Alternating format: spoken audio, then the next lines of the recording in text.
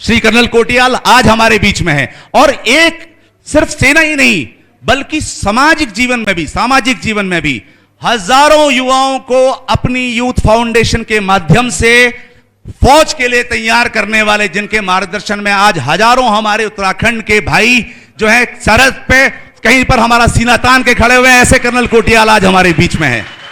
मैं चाहूंगा कि जोरदार तालियों से आज कर्नल कोटियाल जी का अभिनंदन हो। यह अल्मोड़ा की गौरवशाली भूमि कर्नल साहब के आगमन से वाकई में अपने आप को गौरवान्वित महसूस कर रही है। मैं ज्यादा समय नहीं लूंगा क्योंकि मुझे पता है कि आपने सवाल पूछने हैं और कर्नल साहब ने जवाब देने हैं। आपका जोश और जुनून जो कल से मैं देख रहा हूं, विशेषकर अल्मोड़ा के जो हमारे कार्यकर्ता साथी और तमाम जो युवा साथी आए हुए हैं, जो बिल्कुल किसी भी राजनीतिक दल से संबंध नहीं रखते, कई सारे लोग वो अपने आप कर्नल साहब से मिलने, उनसे बात करने के लिए आए हुए हैं। मैं आपका ज्यादा समय नहीं लूंगा। मैं आपको पुनः धन्यवाद प्रेषित करता हूं और कर्नल साहब का फिर से अल्मोड़ा की पावन धरती पर हार्दिक अभिनंदन करता हूं। Thank you. बहुत बहुत शुक्रिया अमित जी, और बहुत जोशीले तरीके से आपने यहाँ पर स्वागत किया। और चलिए अब कार्यक्रम की शुरुआत कर देते हैं। आपकी तालियां जो हैं वो जोश के साथ बजनी चाहिए और स्वागत कीजिए उत्तराखंड के शेर कर्नल श्री अजय कोटियाल जी का, जो कि आज हमारे साथ मौजूद हैं। हमारा सौभाग्य है। और उस दौरान बहुत से अनुभव आपको हुए हैं। सांस्कृतिक नगरी है ये, और सांस्कृतिक नगरी से अगर शुरुआत करें तो उत्तराखंड की यूं कहें कि संस्कृति को अपने आप में समाहित किए हुए अल्मोड़ा, कैसा अनुभव?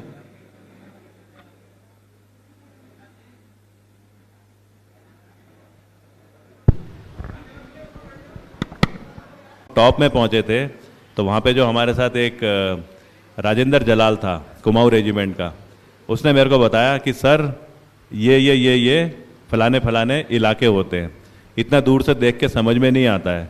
लेकिन मैं सोच रहा था कि मेरे को हमेशा पता था अल्मोड़ा के बारे में, अल्मोड़ा की नंदा देवी, अल्मोड़ा की बाल मिठाई। तो नंदा देवी तो हमको आज उस मंदिर में भी जाना है, लेकिन साथ में कल हमको एक भाई साहब ने पूरा 1 किलो का बाल मिठाई का डब्बा दिया और कल रात तक मैं पूरा खा चुका था अपने 4 साथियों के साथ में। तो ये वाला जो एक स्वागत है ये तो टोटली अलग होगा। आज सुबह उठे तो न्याय के देवता के पास में गए। जब हम वहाँ पे गए तो पुजारी जी इंतजार कर रहे हैं, खाली हमारा नहीं, हर इंसान का जो आशीर्वाद लेने आ रहा है। इतनी सारी घंटियाँ, इतनी सारी चिट्ठियाँ, और क्योंकि हम सब लाइन में चल रहे थे तो चिट्ठियाँ पढ़ने का मौका मिला। मतलब क्या भावना है लोगों के अंदर। सरकार को छोड़ करके देवता से रिक्वेस्ट कर रहे हैं कि देवता कहीं हमारे समाज में, हमारी सरकार में, हमारी गवर्नेंस में कुछ बुद्धि दे कि ठीक है, हम आज उत्तराखंड वाले हैं, हमें 20 साल 21 साल हो गए हैं यूपी से अलग हुए हुए, लेकिन फिर भी हमें देवता के पास जाना पड़ रहा है कि देवता मेरे को ना, मेरे परिवार को जरा अच्छे तरीके से, ये नहीं कि अरबपति बना दे, कम से कम बड़े अच्छे जज्बे के साथ में, जोश के साथ में हमें बता रहे थे कि सर ये जो आपका जो भ्रमण चल रहा है, आपका जो युवा संवाद चल रहा है, हम सब लोग आजकल देख रहे हैं उस चीज़ को। और उस युवा संवाद का, क्योंकि हमने कुमाऊं से शुरू करा था, उसके बाद गढ़वाल में जाएंगे, कुमाऊं का आज हमारा आखिरी पहली शुरुआत वाले इंट्रोडक्शन में युवा संवाद का ये जो डिस्कशन है, ये जो सम्मेलन है वो है। बहुत जज्बे के साथ में, बहुत ज़्यादा अच्छे विचारों के साथ में। आज मेरे को पता है जब मैं यहाँ से जाऊँगा तो रास्ते भर 10 पॉइंट और दिमाग में आएंगे जिनको आगे अमल करने के लिए मेरे को बार बार आकर के आप लोगों के साथ बैठना है, डिस्कस करना है और समझ करके उसे इम्प्लीमेंट करना है। बहुत बहुत धन्यवाद। चलिए सर। नमस्कार, मेरा नाम अनीता भंडारी है और मैं आपसे एक क्वेश्चन पूछना चाहती हूँ कि जो मेडिकल कॉलेज है वो 2010 से बन रहा है बट अभी तक बना नहीं है, कंप्लीट नहीं हुआ है, और वहाँ की जो पढ़ाई अभी तक कंप्लीट नहीं हुई है, तो उसको बनने में कितना समय लगेगा? जब कोई मेडिकल कॉलेज 2010 में बनना शुरू हुआ और 2021 में अभी तक नहीं बना, तो उसमें बनने में समय क्या लगेगा? मेरे को तो लगता है वो मेडिकल कॉलेज बनेगा ही नहीं कभी। प्रॉब्लम क्या हो रही है कि हमने सब ने मिलकर के एक सोच बनाई कि उत्तर प्रदेश में रहते हुए शायद उत्तराखंड को उस नज़रिए से नहीं देखा जा सकता है यूपी की गवर्नमेंट की तरफ से, क्योंकि यूपी बहुत बड़ा है और यूपी के अपने भी इंटरेस्ट होते हैं, तो पहाड़ों की तरफ थोड़ा इग्नोरेंस हो जाती है, नेगलेक्ट करते हैं। तो उसमें मतलब जो आंदोलन करा गया था, जिसमें आंदोलनकारियों ने अपनी कुर्बानी दी, महिलाओं ने इतना बड़ा अपनी सेक्रीफाइसेस करी हैं, उसके बावजूद 21 साल हो गए उत्तराखंड बने हुए, 21वां साल चल रहा है। 21 साल का एक युवा कितना स्ट्रांग होता है। यह वो वाला युवा है उत्तराखंड जिसको हमने, हमारे समाज में क्योंकि जो हमने सेलेक्ट करे अधिकारी, सेलेक्ट करे पॉलिटिशियन, उन्होंने गवर्नमेंट का जो तरीका है, गवर्नेंस का जो तरीका है, उसको ऐसा फेल कर दिया है कि हमें ना हर बार खाली बस यही जवाब देना पड़ता है 2022 का मैनिफेस्टो, हम ये चीज़ें पूरी करेंगे। उसके बाद में वो ख़त्म हो गया तो दूसरी पार्टी आ जाती है, वो शुरू करती है 2027 का मैनिफेस्टो हम शुरू करेंगे। अगर ऐसे मैनिफेस्टो बनेंगे, अगर ऐसे गवर्नेंस चलेगी, तो फिर कैसे वो मेडिकल कॉलेज शुरू होगा। और मेडिकल कॉलेज बहुत ज़रूरी इसलिए भी है क्योंकि खाली ये नहीं कि बाहर से जाकर के कोई हमारे उत्तराखंड के जो यूथ हैं वो मेडिकल डॉक्टर बन के आ जाएं। मेडिकल कॉलेज में ना रिसर्च होती है, यहाँ पे जो प्रैक्टिकल नॉलेज है वो बढ़ती है। एक किसी आप अगर मेडिकल की आप जो अपनी ग्रेजुएशन कर रहे हो उसमें, और ये मेडिकल कॉलेज, ये जो हेल्थ है, ये तो आम आदमी पार्टी का एक वो मुद्दा है जिसको कि उसने साबित करके दिखाया है कि कैसे मॉडल कामयाब होता है। इसलिए हमारे जो मेन जो मैनिफेस्टो के जो एजेंडा है उसमें हमारा है health education, healthy education, medical college जिसमें हेल्थ भी है, एजुकेशन भी है, ये ज़रूर बनेगा। और हम साथ में बताएंगे कि किस तरीके से हम इसको ग्राउंड पे करेंगे। जैसे आजकल हम बता रहे हैं 300 यूनिट बिजली कैसे मुहैया कराई जाएगी, ऐसे एक कैंपेन के तौर पे पूरा समझाया जाएगा और बहुत जल्दी समझाया जाएगा। Thank you sir. चलिए सर, अगला सवाल ले लेते हैं। आशीष पंत जी ने आपसे सवाल किया है। आशीष पंत। सर, सबसे पहले तो देवभूमि सांस्कृतिक नगरी में आपका हार्दिक स्वागत है पूरे अल्मोड़े की तरफ से। और आम आदमी पार्टी लगातार सरकारी स्कूलों की बात कर रही है, तो उत्तराखंड के जो ग्रामीण क्षेत्र हैं या जो शहर में भी सरकारी स्कूल हैं, उनकी हालत बहुत खराब हो चुकी है। न ही वहाँ पे संसाधन है, न ही वहाँ पे टीचर है। एक बाजार में एक बहुत पुराना सरकारी स्कूल है रेमजे इंटर कॉलेज, जहाँ पे विद्यार्थियों की संख्या सिर्फ 100 बच्चे पढ़ते हैं और वो पूरे स्कूल की संख्या है।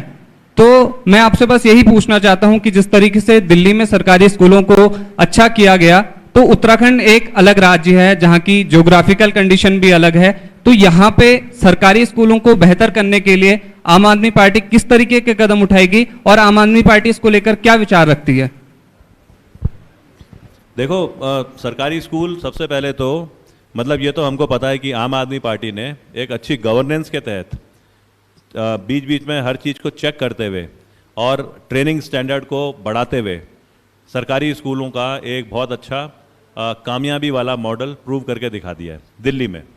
अब क्योंकि क्या होता है स्कूल में, ऐसी अगर हम बात करें, स्कूल में एक अच्छा पहले तो इंफ्रास्ट्रक्चर होना चाहिए, बिल्डिंग होनी चाहिए, फर्नीचर होना चाहिए, लेटेस्ट तरीके के जो एजुकेशन प्रोवाइड करने के जो मेथड्स हैं वो होने चाहिए, टीचर पढ़ा लिखा होना चाहिए, आसपास अच्छा प्ले फील्ड, स्पोर्ट्स की फैसिलिटी होनी चाहिए, कोई ऐसा गाइडेंस वाला आदमी होना चाहिए जो युवा को बताते भी रहे कि तुम जब पढ़ाई कर रहे हो तो भविष्य में तुम्हारे आगे क्या, फ्यूचर में क्या स्कोप होता है, तुम उस दिशा में भी चलना शुरू करो। अच्छा अपना सोशल समाज की तरफ कैसे एक इंसान का सोच होनी चाहिए। तो ये सारा का सारा एक मैं बोलूँगा comprehensive education model. Comprehensive education model जब वहाँ पे साबित हो गया है, उसको तो हम यहाँ पे करेंगे ही। खैर मतलब हमारा मेन मुद्दा ये है, लेकिन साथ में एक और चीज़ समझाता हूँ। ये कल का या आज की न्यूज़ है, आजकल मैं न्यूज़ नहीं देख पा रहा हूँ, तो मैंने कहीं वैसे ही पढ़ा था। दिल्ली में एक प्राइवेट स्कूल था, प्राइवेट स्कूल भी चल रहे हैं वहाँ पे, लेकिन उनको बड़ा क्लियर आदेश था हर स्कूल को कि जो एजुकेशन डिपार्टमेंट है दिल्ली गवर्नमेंट का, वो स्कूलों को बीच बीच में चेक करते रहेगा कि तुम्हारे ट्रेनिंग स्टैंडर्ड कैसे हैं, टीचर्स को कितनी जानकारी है, स्टूडेंट्स को जो एजुकेशन दी जा रही है वो किस लेवल की है, साथ में फीस कितनी दी जा रही है। उन्होंने ये पैरामीटर बना रखा था, इससे ज़्यादा फीस नहीं हो सकती। तो एक स्कूल की खबर आ रही थी, कुछ था उसका नाम एपीजे स्कूल, एपीजे ना, एपीजे स्कूल फिर भी फालतू फीस ले रहा था। तो इन्होंने कहा ठीक है, उसे एक बार समझाया, उसके बाद नहीं माना, तो दोबारा टीम गई। अचानक होता ना, अचानक जाकर के चेक करो, अचानक चेक करा, फिर गलती पाई गई, फिर उसे नोटिस दिया गया, फिर भी नहीं माना, शो कॉज नोटिस दिया गया, उसने कोई जवाब नहीं दिया। इन्होंने स्कूल ना सीज कर दिया। उसके बाद उसका ऑडिट करा, उस स्कूल में 30 करोड़ रुपए सरप्लस मिले, जो कि जैसे हम बोलते हैं ना एजुकेशन डिपार्टमेंट प्राइवेट में जो होता है वो हमेशा किसी ना किसी ट्रस्ट के नाम पे चलेगा। मतलब इसमें आप पैसे नहीं कमा सकते हो, इसमें आप इंफ्रास्ट्रक्चर कमा सकते हो, अपना जो टीचर है उसकी तनख्वाह अच्छी कर सकते हो, उसे सुविधा दे सकते हो, लेकिन इससे आप ये नहीं कर सकते कि इसमें मतलब इंडिविजुअल को प्रॉफिट होगा, क्योंकि ये एजुकेशन है। 30 करोड़ का प्रॉफिट देख करके आम आदमी पार्टी ने क्या करा, गवर्नमेंट ने क्या करा, उन्होंने वो स्कूल अपने आप ले लिया। अब वो स्कूल खुद चला रहे हैं, वो कहते हैं हम चलाएंगे स्कूल, और तुम्हारे को जो स्कूल के जो कमिटी में जो लोग हैं उनका जो परसेंटेज बनता है वो फीस के तौर पे, तनख्वाह के तौर पे वो दिया जाएगा। अगर ऐसी चीज़ें होंगी तो ऐसा कौन सा कारण है कि उत्तराखंड में, जहाँ के हम लोग बड़े डायनामिक हैं, समझदार हैं, अच्छे हैं, विचार रखते हैं, यहाँ पे एजुकेशन मॉडल अपने आप ही क्यों नहीं अच्छा होगा। वो तो हमने करना ही करना है। ये हमारी जो मेन एजेंडा है, मेन जो मैनिफेस्टो है, उसका सबसे इंपॉर्टेंट पॉइंट है एजुकेशन। सर अगला सवाल ले लेते हैं। रोहित पंत जी ने आपसे सवाल किया है। रोहित पंत।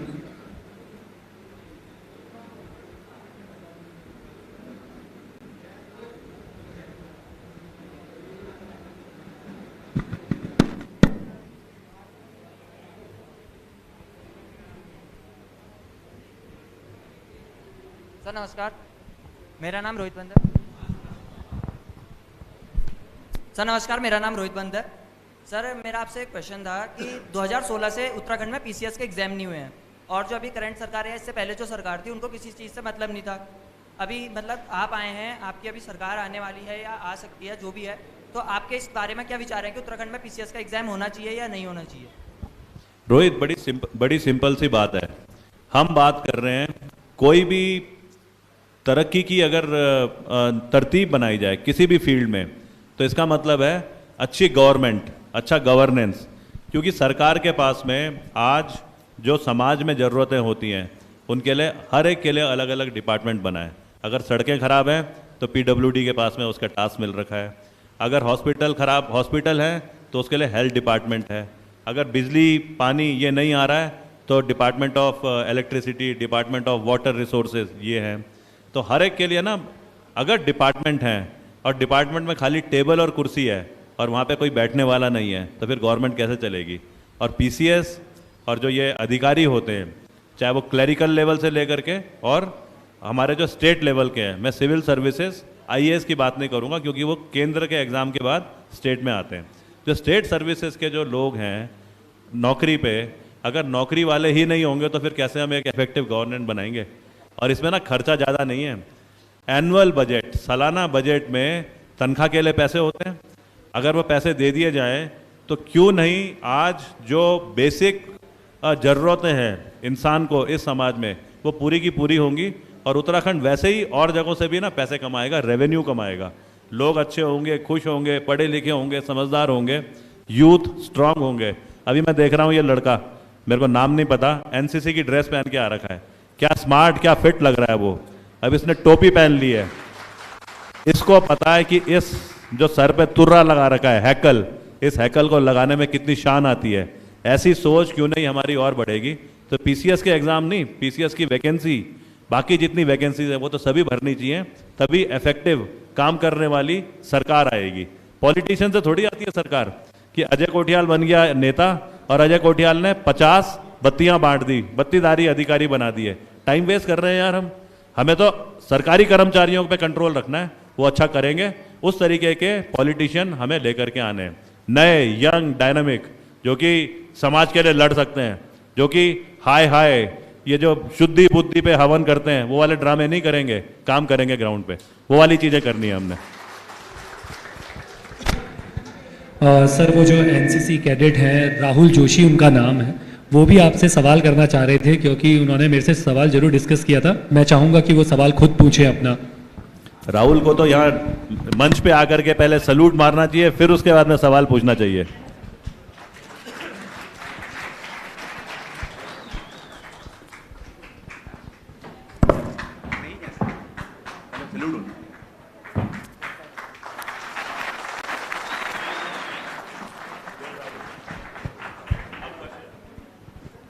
सर मैं ये पूछना चाहूँगा कि जो सर्जिकल स्ट्राइक आपने बहुत सारे नेतृत्व किया है सर्जिकल स्ट्राइक में, तो जो हमारे ये दिल्ली के मुख्यमंत्री हैं, तो उन्होंने सर्जिकल स्ट्राइक में जो प्रश्न ने खड़े किया है, तो उसमें आपका क्या कहना है? देखो, एक फौजी बनने जा रहा है ना, तो उसने कहा सर्जिकल स्ट्राइक पे क्या होता है। सर्जिकल, सर्जिकल का क्या मतलब हुआ? सर्जरी। सर्जिकल का शब्द सर्जरी मतलब ऑपरेशन करना, जो डॉक्टर करता है। कहावत है कि, और हकीकत भी है कि कैंची जिससे कि ऑपरेशन करा जाता है, पहले काटा जाता है, फिर उसके बाद में शरीर के अंदर जो हिस्सा खराब हो गया है उसे निकाला जाता है। तो कैंची को 2-3 तरीके से इस्तेमाल करा जाता है। एक होता है डॉक्टर लोगों की जान बचाने के लिए, एक होता है हत्यारा लोगों की जान लेने के लिए, एक होता है फौजी जो कि देश को बचाने के लिए, और एक होता है जो कि बचे हुए समाज को तोड़ने के लिए। ये सब कैंची का काम है, ये सब सर्जरी है। वो कैंची कैसे इस्तेमाल होती है? डॉक्टर करता है बड़े अच्छे तरीके से, उसके हाथ कहते हैं कि सबसे बढ़िया पावरफुल हाथ किसके होते हैं? डॉक्टर के या हत्यारे के, क्योंकि प्रोफेशनल होते हैं वो। अब फौजी हो गया। सर्जिकल का मतलब फौज में क्या है कि दुश्मन के एक पूरी ब्रिगेड खड़ी है, एक ब्रिगेड में हेडक्वार्टर होगा, उसके बाद 3 बटालियन होंगी।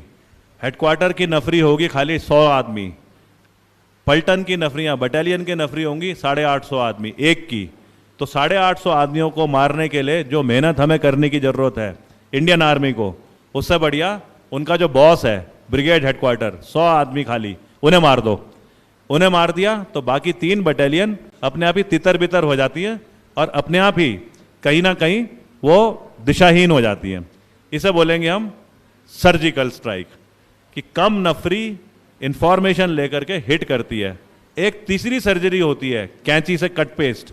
वो होता है कि मैं आज कोई बात बोल रहा हूं, इसको रिकॉर्ड करा जाए, तो मेरी पहली बात को काट दिया जाए, दूसरी तीसरी बात को काट दिया जाए और बीच वाली बात खाली सुनाई जाए। तो अरविंद केजरीवाल ने जब सर्जिकल स्ट्राइक पे कोई बहुत अच्छी मोटिवेट करने वाली फौजियों को बात बोली, तो किसी ने ना उसमें सर्जरी कर दी, उसने काट करके छोटी सी बात सुना दी। मेरे को सर्जिकल स्ट्राइक का इसलिए मतलब पता है क्योंकि जैसे अभी अमित भाई बोल रहे थे कि सर्जिकल स्ट्राइक अजय कोठियाल ने करी। क्या हुआ था, एक छोटी सी टीम मेरे साथ में 6 सिपाहियों की, 6 राइफलमैन की, क्योंकि मैं गढ़वाल राइफल से हूँ तो वहाँ पे सिपाही को राइफलमैन बोलते हैं, जैसे कुमाऊं रेजिमेंट में सिपाही बोलते हैं। तो हमें खबर मिली 7 आतंकवादियों की। उससे पहले 2 ऑपरेशन टेररिस्ट के खिलाफ जो हुए थे, उसमें मैं अपने आप बोल रहा था कि जो मैं बोलूँगा वो करोगे। तो ये मैं सीनियर था, मेजर साहब अजय कोठियाल मेजर, उसी टाइम पे मैं आ रखा था माउंट एवरेस्ट से 2001 में, तो मैं अपने को हीरो समझता था। 2 बार मैंने कोशिश करी और दोनों बार हमारे सामने से आतंकवादी भाग गए। अजय कोठियाल अपने को क्योंकि हीरो बनने की कोशिश कर रहा था, उतना एक्सपीरियंस शायद नहीं था। अब इस बार 7 आतंकवादी थे और हम 6 लोग थे। तो मेरे साथ ये जो 5 लड़के थे, इन्होंने बोला सर इस बार ना ऐसा करते हैं, हम तरतीब बनाते हैं, आप खाली बस आखिरी में आदेश देना। जब वो तरतीब उन्होंने बनाई तो 3 दिन तक पहाड़ों पे पुलवामा में हम उन आतंकवादियों को फॉलो करते रहे। उसके बाद में एक दिन हमें समझ में आया, सुबह 6 बजे हमें लगा कि अब ये जो पहाड़ से जो घाटी आ रही है, तो ये घाटी तो पहुंचेगी जिस जगह पे, उस जगह को पार करे बगैर आतंकवादी शोपियां में नहीं पहुंच सकते हैं। शोपियां पुलवामा में एक फेमस जगह है। हमने वहां पे एम्बुश लगा लिया। अब आए ये 7 आतंकवादी, तो उसमें सबको इशारा क्या था, एम्बुश में अलग अलग जगह बैठ गए हम 7 लोग। इशारा ये था कि सब गोली कब चलाएंगे, क्योंकि एक ने गोली चला दी, दूसरे ने नहीं चलाई, तो पता चला आतंकवादी भाग गए। तो उस तरतीब को एक साथ सब के सब फायर करें, कैसे करा जाएगा। तो मेजर अजय कोठियाल को बोला गया कि जब आपको दिख जाएगा कि एम्बुश का जो इलाका हमने छांटा है इसमें सारे के सारे आ गए, आप पहले आदमी पे गोली चलाना और फिर हम दूसरे तीसरे चौथे पे एक एक फायर करेगा। अब वो आए सामने, तो मैं तो पता नहीं क्या हुआ मेरे से, मैं फैसला नहीं ले पा रहा था या जो भी था। जब वो अंदर आ गए और मेरे को फायर करना था, तो मैं उस टाइम पे शायद थोड़ा लेट हो गया, तो मेरे बगल में जो दूसरा था राजू, उसने पहली गोली चलाई और सबने फायर करा। 16 गोलियां चलाई इन्होंने, 7 आतंकवादी मारे 5 मिनट के अंदर, और अजय कोठियाल को आगे कर दिया। अजय कोठियाल को मिला कीर्ति चक्र। उस कीर्ति चक्र को जो लिखा जाता है तो उसमें लिखा हुआ है कि मेजर अजय कोठियाल और उसकी छोटी टीम ने इंटेलिजेंस बेस्ड सर्जिकल स्ट्राइक करके 7 आतंकवादी मारे। वो सर्जिकल स्ट्राइक थी। अरविंद केजरीवाल जी ने जो सर्जिकल स्ट्राइक पे जो बोला है, हमारे पास है क्या? अच्छा, उन्होंने जो बोला है सर्जिकल स्ट्राइक पे, मेरे को लगता है कि हमें ना खुद सुनना चाहिए। 2, 3, 4 मिनट का है, और अगर हम सुनेंगे तो हमें समझ में आ जाएगा कि जो आज आम आदमी पार्टी को देख रहे हैं कि ये उत्तराखंड में एंटर नहीं करने चाहिए पॉलिटिकल पार्टीज, क्योंकि उनको कहीं ना कहीं लगता है कि जिस तरीके से वो राजनीति करते हैं, अगर आम आदमी पार्टी आएगी तो वाकई में उनका ना सिस्टम काफ़ी हद तक टूट जाएगा। तो वो बार बार एक चीज़ बोल रहे हैं, अजय कोठियाल आपने आम आदमी पार्टी क्यों ज्वाइन करी, जिस पार्टी के मुखिया अरविंद केजरीवाल जी ने फौज के ऊपर क्वेश्चन करा था। आपकी फौज, जिस फौज से आप आए हो, उन्होंने सर्जिकल स्ट्राइक पे क्वेश्चन करा था। मेरी नज़र में मैं कुछ ना बोलूं इस पे, खाली वो सुनवाऊं, और आप ना, और आप और लोगों को भी अपना ओपिनियन खुद बताना इसको सुनने के बाद में। कहाँ पे लगा रहे हो ये? अच्छा, ओके, कुछ दिन पहले सुनना जरा इसको। भारत की सीमा के ऊपर हमारे 19 जवानों को शहीद कर दिया गया। पिछले हफ्ते एक मिनट जरा, हमारी पूरी वॉल्यूम पहले बढ़ा दो। ये जो जितना ये बोला गया है इसमें कुछ कट नहीं है। जहां से शुरू हुआ है और जहां पे खत्म हुआ है वो आज इसमें इंटरनेट में ये पूरा लिंक अवेलेबल है, हम उसको देख के भी ये देख सकते हैं। अभी कुछ दिन पहले भारत की सीमा के ऊपर हमारे 19 जवानों को शहीद कर दिया गया। पिछले हफ्ते हमारी सेना ने बहुत बहादुरी के साथ उसका बदला लिया और अंदर घुस के वहां पे आतंकवादी जो कैंप थे उस पर सर्जिकल स्ट्राइक्स किए। मेरे अपने हमारे प्रधानमंत्री जी से 100 मुद्दों के ऊपर मतभेद हो सकते हैं, लेकिन जो प्रधानमंत्री जी ने इच्छा शक्ति दिखाई है इस मामले में, उसके लिए मैं उनको सैल्यूट करता हूं। लेकिन जब से ये सर्जिकल स्ट्राइक्स हुए हैं, पाकिस्तान बुरी तरह से बौखला गया है। पाकिस्तान अब गंदी राजनीति करने के ऊपर उतर आया है। पिछले 2-3 दिन में देख रहे हैं कि पाकिस्तान अंतर्राष्ट्रीय पत्रकारों को लेके बॉर्डर पे जा रहे हैं और ये दिखाने की कोशिश कर रहे हैं कि देखो सर्जिकल स्ट्राइक्स तो हुए ही नहीं थे। 2 दिन पहले यूनाइटेड नेशंस ने बयान दिया है कि इस तरह की बॉर्डर के ऊपर कोई हरकत नहीं देखी गई। अभी कल CNN वाले एक रिपोर्ट चला रहे थे, उसमें ये दिखाने की कोशिश कर रहे थे, उनकी पत्रकार कह रही थी कि पाकिस्तान की सरकार एक बस भर के अंतर्राष्ट्रीय पत्रकारों को बॉर्डर पे लेके गई है और वहां ये दिखा रहे हैं कि देखो भारत कह रहा था यहां पे सर्जिकल स्ट्राइक हुए हैं, यहां तो कुछ भी नहीं हुआ। वो दिखा रहे थे कि देखो यहां बच्चे खेल रहे हैं, जिंदगी नॉर्मल चल रही है, लोग अपना रह रहे हैं, यहां तो सर्जिकल स्ट्राइक जैसा गोलाबारी जैसी कोई सबूत ही नहीं है। उस रिपोर्ट को देख के खून खौल उठा बुरी तरह से। BBC वाले, न्यूयॉर्क टाइम्स वाले, कल उनकी भी खबरें छप रही थी कि क्या वाकई सर्जिकल स्ट्राइक्स हुए हैं। तो पाकिस्तान अंतर्राष्ट्रीय स्तर पे भारत की साख खराब करने में लगा हुआ है। मेरी प्रधानमंत्री जी से अपील है कि जैसे प्रधानमंत्री जी ने और सेना ने और सबने मिलके जमीन के ऊपर पाकिस्तान को मजा चखाया है, ऐसे ही ये जो पाकिस्तान को झूठा प्रोपेगेंडा कर रहा है इसको भी बेनकाब करें। ये जो पाकिस्तान अंतर्राष्ट्रीय स्तर के ऊपर भारत को झूठा बदनाम करने की कोशिश कर रहा है इसको भी बेनकाब करें। पूरा देश आपके साथ खड़ा है, हम सब आपके साथ खड़े हैं और देश के लोगों से अपील है कि ये जो पाकिस्तान झूठा प्रोपेगेंडा कर रहा है इस पर बिल्कुल यकीन ना करें। भारत माता की जय। मैं ऐसे ही आप लोगों से पूछता हूँ, कोई भी एक बार ना मेरे को जरा बताए कि इसमें कौन सा ऐसा तरीका अरविंद केजरीवाल जी ने बोलते हुए करा है कि सीधे बोलने में भी कहीं घुमा करके कुछ कोशिश करी। क्योंकि मेरे को तो 5 बार देखने के बाद, इसलिए नहीं कि मैं इस पार्टी को ज्वाइन कर चुका हूँ, इसलिए क्योंकि मैंने पार्टी ज्वाइन करने से पहले ये चीज़ देखी थी। मेरे को तो लगा कि इसमें तो हर चीज़ ना उन्होंने हिला हिला के करी है। पाकिस्तान बौखला गया है, मतलब इस टाइम पे अगर वो बौखला गया है तो हम लोगों को कट पेस्ट वाली कहानी पे नहीं पड़ना चाहिए। हम लोगों को इस टाइम पे और जो राष्ट्रवाद होता है अपने अंदर वो लेकर के आना चाहिए। मेरे को तो इसमें ऐसा दिखा।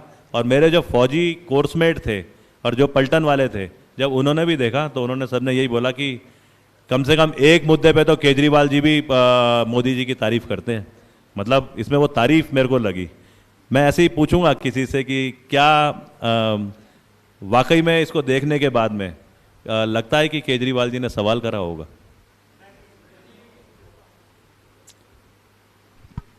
मतलब यहाँ पे तो खैर ऊर्जा थोड़ी कम नजर आ रही है सब में। क्या आपको गलत लगा इस वीडियो में कुछ? अब इसको ना मैं चाहता हूं कि आप ना दोबारा से अपने इंटरनेट में जा करके खाली उसमें टाइप क्या करना है, Arvind Kejriwal questions surgical strike, अपने आप आ जाएगा। तो आपको ना 2 वीडियो आएंगे। पहला तो यह हो गया, और दूसरा न्यूज़ चैनल ने क्या बोला। कांग्रेस के एक एमपी ने सवाल करा था कि बॉडी की फोटो दिखाओ। उस एमपी को एकदम से कांग्रेस पार्टी ने भी, क्योंकि कांग्रेस पार्टी भी है कहीं ना कहीं तो आज़ादी दिलाने वाली राष्ट्रवादी पार्टी भी है, उसने एकदम से अगेंस्ट अपने ही एमपी के बोला। लेकिन न्यूज़ चैनल ने क्या करा, कांग्रेस के एमपी का स्टेटमेंट दिखाया, केजरीवाल जी की फोटो दिखाई, और उसके बाद में क्योंकि केजरीवाल जी के ही पीछे सब पड़े हुए हैं, अब वो कोठियाल जी के पीछे पड़ गए, तो बार बार ऐसी चीज़ें दिखाने की कोशिश कर रहे हैं। शुक्रिया, शुक्रिया आपका राहुल।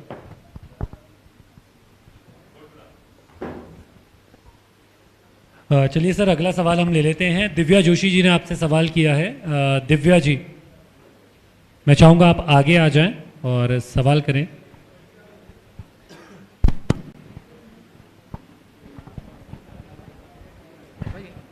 गुड आफ्टरनून सर, मैं Divya Joshi, SSJ campus Almora, BA 6 same की छात्रा। सर, मेरा आपसे क्वेश्चन ये है कि पहाड़ों में हायर एजुकेशन की सबसे ज़्यादा समस्या है। अगर आपके गवर्नमेंट हायर एजुकेशन के लिए क्या नीतियां लागू करेंगी? दिव्या, खाली हायर एजुकेशन नहीं, बेसिक एजुकेशन भी ना आज हमें उसको भी दोबारा से अच्छे तरीके से लेके आना है। क्योंकि हायर एजुकेशन में जाने से पहले एक यूथ का दिमाग, कैरेक्टर बिल्डिंग ऐसा होना चाहिए कि हायर एजुकेशन में भी वो क्या चीज़ें सेलेक्ट करे, और हायर एजुकेशन के बाद में उसको क्या आगे अपना मकसद लेकर के चलना चाहिए जिसे वो अचीव करे, जिससे कि उसकी नौकरी, उसको एम्प्लॉयमेंट मिले, और उसका इस देश की तरफ कैसे एक जो ड्यूटी होती है वो पूरी हो। ये जो हेल्थ वाला जो है, इसका मैं पीछे भी दो तीन मतलब सब जगह ये बात आती है, तो मैंने उदाहरण देने की कोशिश करी कि दिल्ली के स्कूल में किस टाइप की एजुकेशन होती है। वहाँ पे जैसे दिल्ली में मलिन बस्तियाँ हैं, मलिन बस्ती के बच्चे जब आते हैं स्कूल में तो वो बस में आते हैं। अब जैसे ही वो स्कूल पहुँचते हैं सुबह 8 बजे के करीब, पौने 8 बजे, तो आया सबसे पहले उन बच्चों को लेकर के बाथरूम में ले जाती है, और साफ सुथरे बड़े खुले शीशे के बने हुए बाथरूम, शावर लगे हैं उसमें, वो प्रेस करके साबुन निकलता है, जेल, उस टाइप की सुविधा। वहाँ पे उस बच्चे को नहलाया जाता है, फिर उसको साफ़ सुथरे कपड़े पहनाए जाते हैं, फिर उस बच्चे को क्लासरूम में लेके जाते हैं। क्लासरूम में इतना बढ़िया फर्नीचर होता है कि बच्चे को ना बैठ करके अगल बगल बात करने की वो नहीं होती, वो फर्नीचर से ही बड़ा खुश होता है देख करके। साफ सुथरा माहौल, खुली क्लासेस, एक क्लास में 29-30 बस इतने ही बच्चे, ये नहीं कि 60 हो रखे हैं, एक टीचर 60 बच्चों को पढ़ा रहा है। फिर उसके बाद में वहाँ पे जो आजकल पढ़ाने के जो नए तरीके हैं, वर्चुअल तरीके हैं, जिसको देख करके हमारी भी इच्छा होती है कि बच्चे की भी इच्छा होती है कि मैं थोड़ा और अपना रुझान पढ़ाई की तरफ बढ़ाऊं, वो वहाँ पे गैजेट्स लगे हुए हैं। उसके बाद बीच में खाली हमेशा पढ़ाई नहीं, पढ़ाई के साथ में बीच में खेल कूद के लिए अलग पीरियड होते हैं। खेल कूद की सुविधाएं इतनी बढ़िया हैं कि वहाँ पे ना जैसे बढ़िया स्टेडियम होते हैं उस टाइप की सुविधाएं हर स्पोर्ट्स के डिसिप्लिन के लिए स्कूलों में है। उसमें शायद उत्तराखंड में जैसे वहाँ पे तो स्विमिंग पूल भी है, उत्तराखंड में हो सकता है स्विमिंग पूल पहाड़ों में हर जगह ना हो सके तो इसको छोड़ दिया जाए मान लो। बीच में खाने की व्यवस्था, बड़े अच्छे डाइनिंग हॉल बन रखे हैं। बच्चे को सिखाया जाता है कि आप जब खाना लोगे तो थोड़ा थोड़ा करके लेना, दोबारा मांगना।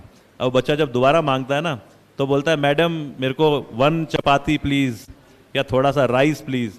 तो जब बात कर रहा है उसको कॉन्फिडेंस बढ़ रहा है बच्चे को।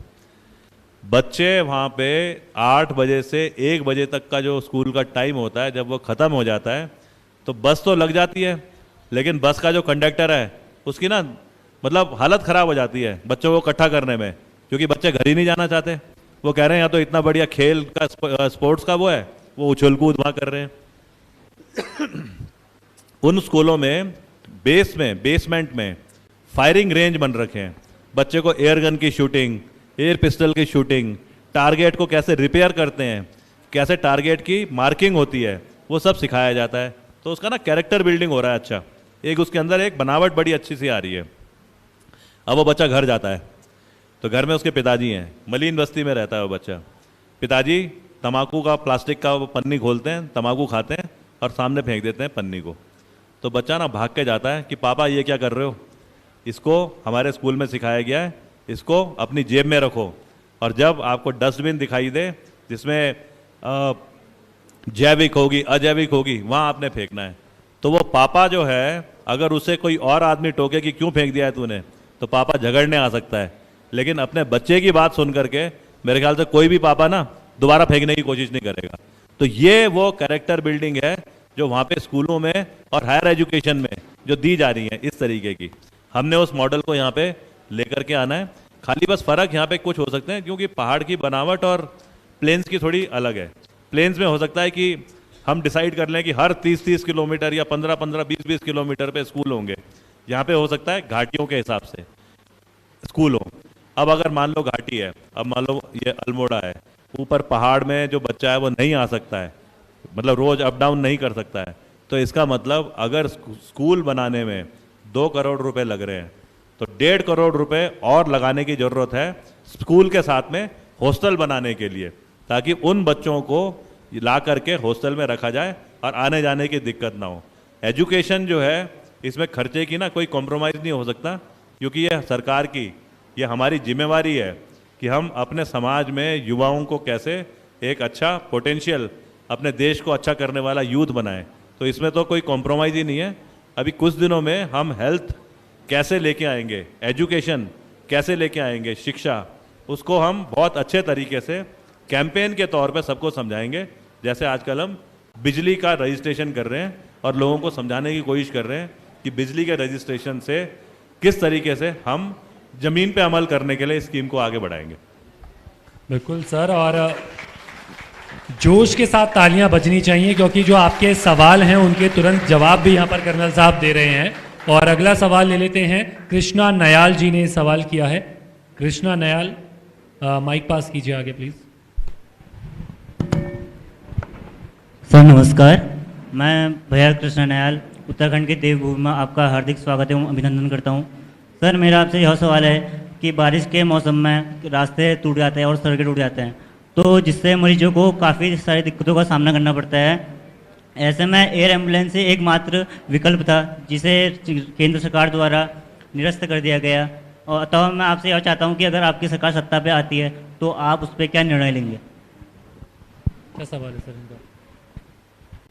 देखो, मैं उदाहरण देके समझाऊंगा। क्या है कि जैसे फौज में ना एक सिखलाई होती है कि अगर दुश्मन है सामने, आप एक गोली मारोगे दुश्मन को, वो मर जाएगा तो नुकसान है दुश्मन का। लेकिन अगर आप गोली मारोगे और दुश्मन अधमरा रहेगा तो उसके जो साथी हैं वो उसको उठा करके ले जाएंगे। अब मरे हुए को तो छोड़ा जा सकता है दुश्मन की तरफ से, लेकिन अधमरे को तो उठा के लेके जाना है।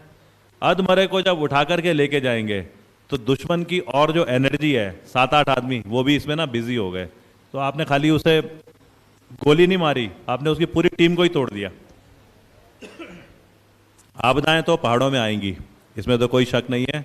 आज पॉल्यूशन और इंटरनेशनल एनवायरनमेंट में हमने जो मतलब पहाड़ियों ने तो खैर नहीं करा उत्तराखंड के, लेकिन पहाड़ियों को जो असर देखने पड़ते हैं, कई प्लेन्स में बड़ी फैक्ट्रियों से धुआं निकल रहा है और ग्लोबल वार्मिंग की वजह से पता ही नहीं चल रहा है ये बादल फटने के कारण क्या है। मतलब क्लाउड बर्स्ट की पहले परिभाषा होती थी, 1 घंटे में अगर 10 सेंटीमीटर बारिश होती है तो उसे बोलेंगे क्लाउड बर्स्ट, बादल फटना। आजकल तो पता ही नहीं चलता कि वो 10 सेंटीमीटर है कि क्या है। पता चला फलानी जगह नाचनी में बादल फट गया, आसपास कहीं बारिश भी नहीं हो रही। अब ये डिजास्टर जो है, इस डिजास्टर के बीच में हमें रहना भी है। जब हमें यहाँ पे रहना है तो ऐसा तो नहीं हो सकता कि पहले तो हमारी हेल्थ की सुविधाएं वही फेल हो रखी हैं, ऊपर से एक मेरे को तो बल्कि याद है यहीं पे शायद वो हुआ था ना, एक महिला प्रसव से मर गई थी, इवैक्यूएट नहीं हो पाई थी और बड़ा आंदोलन हुआ था। बल्कि हैं माधवी, मैं नया सोच रहा था, माधवी उस टाइम पे बड़ा यहाँ अल्मोड़ा में ही हुआ था ना वो।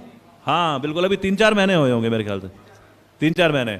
अब ये देखो सब लोग उठ के आए कि बताओ ये सुविधा इतनी फेलियर हो गई है तो इसका मतलब सब लोगों ने अपना काम करना छोड़ा, एनर्जी कहीं वेस्ट हुई और आना भी जरूरी था जमीन पे, क्योंकि हमारे साथ हो रहा ही है। अगर शायद एयर एम्बुलेंस होती, एयर एम्बुलेंस का मतलब तो ये नहीं है कि जैसे 2 प्रकार के जहाज होते हैं, एक होता है हेलीकॉप्टर, उसे बोलते हैं रोटेटरी विंग, उसमें रोटर लगे होते हैं ना ऊपर, ऐसे घूमता है ऊपर। दूसरा होता है फिक्स विंग, जिसमें जो लैंड करता है सीधा, जिसमें कि साइड में परमानेंट विंग्स होते हैं। यहाँ पे फिक्स विंग नहीं आ सकता, लेकिन रोटेटर विंग तो आ सकता है। और हेलीकॉप्टर की सुविधा से अगर एक माधवी बच जाती तो कितना हमारे में हौसला रहता, कितना हमारे में मोटिवेशन रहता। तो ये तो इसका मतलब वो हो गया कि जानबूझ करके पाकिस्तानी को पूरा मारने की जगह जैसे फौज करती है, अधमरा करो और बाकी लोग भी उसमें इन्वॉल्व हो जाएंगे तो दुश्मन की ताकत खत्म हो रही है। हम यहाँ पे ये बेसिक सुविधाएं नहीं दे करके हम यही तो चीज कर रहे हैं। अगर ये वाली चीज करनी है तो फिर इस गवर्नेंस का फायदा क्या है।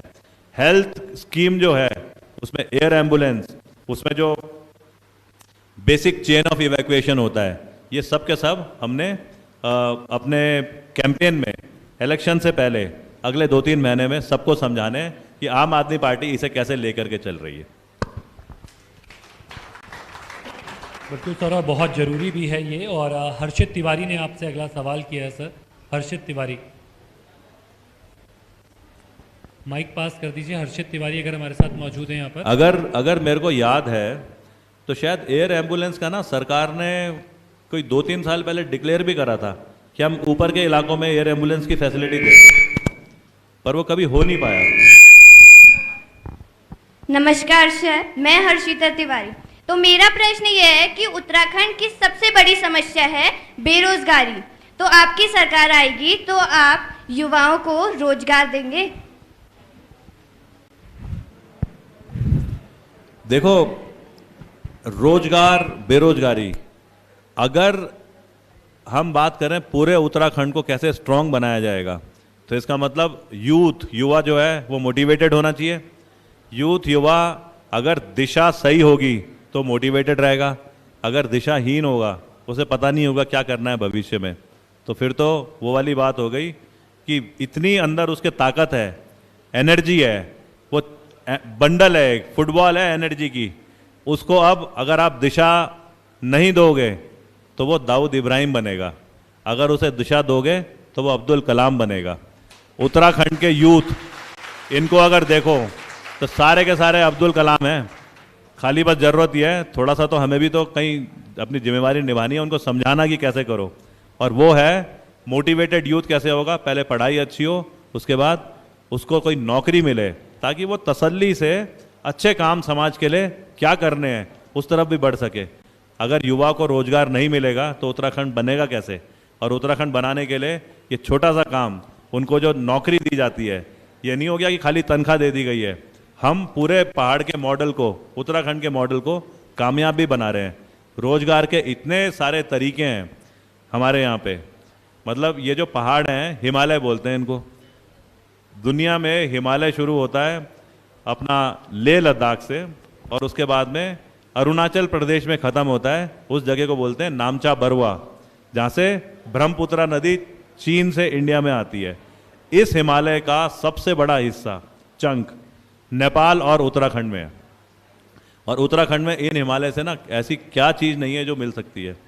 यहाँ पे टूरिज़्म का मॉडल है, यहाँ पे जंगलों के मॉडल हैं, यहाँ पे नदियाँ हैं, यहाँ पे उन नदियों के साथ डैम बनते हैं, बिजली पैदा होती है, और यहाँ के लोग इन्हीं पहाड़ों में रह करके एक अच्छे विचार लेके चलते हैं। हमें खाली बस इन मॉडल्स को ना कामयाब दिखाना है। और कामयाब कैसे? हर किसी को सरकारी नौकरी नहीं हो सकती है, लेकिन और रोजगार के भी तो तरीके हैं। मेरे को एक बार क्या हुआ, गंगोत्री, क्योंकि मैं उत्तरकाशी पोस्टिंग गया था और मैं नेहरू पर्वतारोहण संस्था का प्रधानाचार्य था, तो मेरे को किसी ने बोला कि जवाहरलाल नेहरू यूनिवर्सिटी, उनके जियोलॉजिस्ट वो आना चाहते हैं और वो देखना चाहते हैं कि पहाड़ में जब आपदा आती है तो असली में पहाड़ से वो कैसे पत्थर, मिट्टी, रोड़ी, पेड़ एक साथ कैसे गिरते हैं। अब ये देखना तो इतना आसान नहीं है, पर उस टाइम पे यमुनोत्री घाटी में चल रहा था कि हर तीसरे दिन पहाड़ से ना पत्थर गिर रहे थे।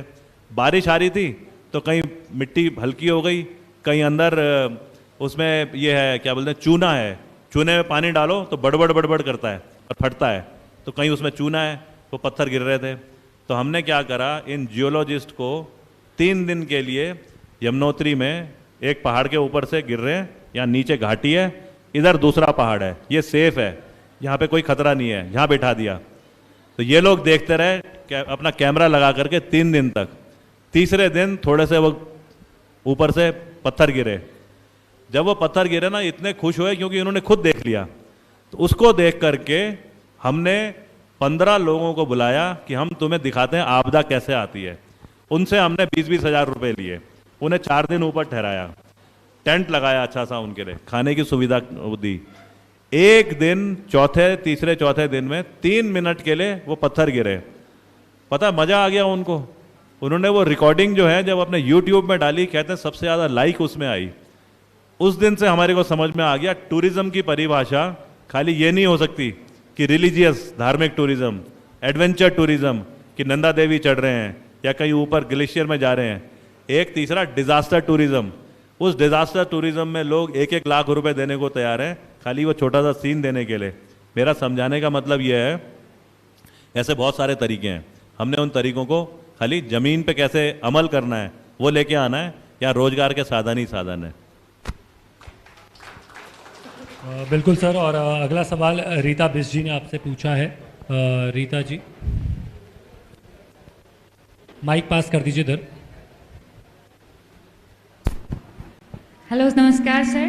मैं उत्तराखंड के प्रत्येक जन के तरफ से आपका बहुत बहुत स्वागत और अभिनंदन करती हूँ। पहले मैं आपके लिए कुछ कहना चाहती हूँ कि मंजिलें बड़ी ज़िद्दी होती हैं, हासिल कहाँ नसीब से होती हैं। तूफान भी वहाँ हार मान जाते हैं जहाँ कश्तियाँ जिद पे होती हैं। सर, मेरा आपसे, मैं ये सवाल तो नहीं बट मैं ये रिक्वेस्ट करना चाहती हूँ कि आप जो यूथ फाउंडेशन रन कर रहे हैं वहाँ आप युवाओं को मौका दे रहे हैं, तो मैं चाहती हूँ हम जैसी लड़कियाँ, मेरे साथ मेरी कई सहेलियों ने मुझसे कहा है कि आप हमें भी एक मौका दें आपके अंदर ट्रेनिंग करने का।